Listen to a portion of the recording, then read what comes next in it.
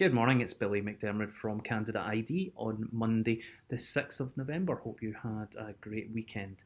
My three things that I think recruitment leaders should be thinking about this week.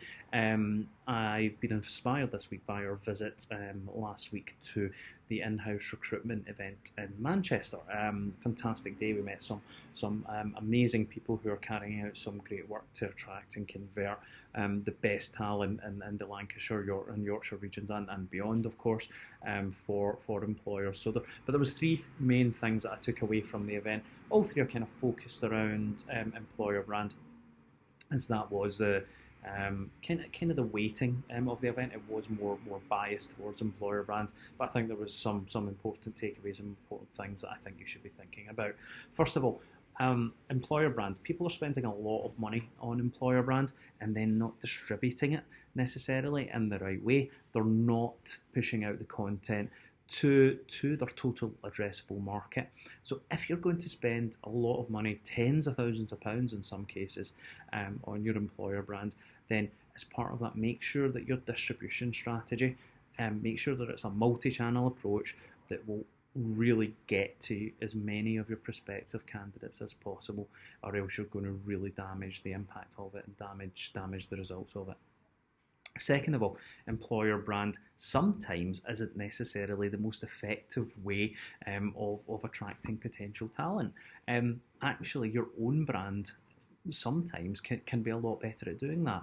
And with all due respect to some cool employer brands that actually go that are actually present in the market, that people have put some great work into and great impact into, sometimes people just aren't that interested in employer brand. And that type of thing.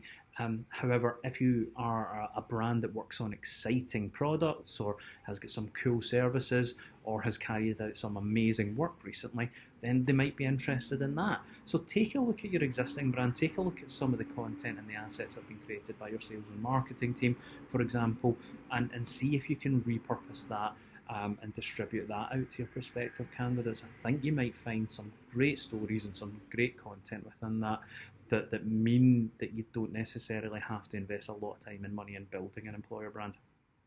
And then third of all, employee referral programs, your ERP programs. I've always been really skeptical about employee referral programs.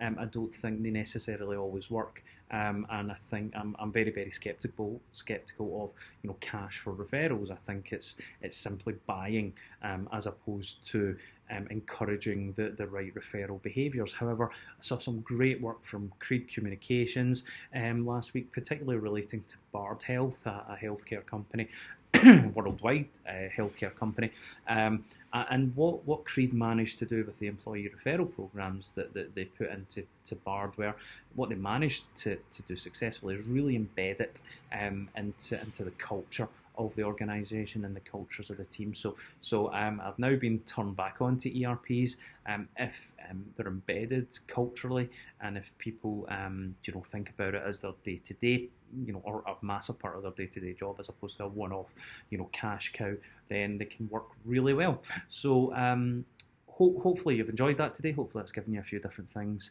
to think about. Just get in touch if you've got any questions about them, but otherwise have a great week.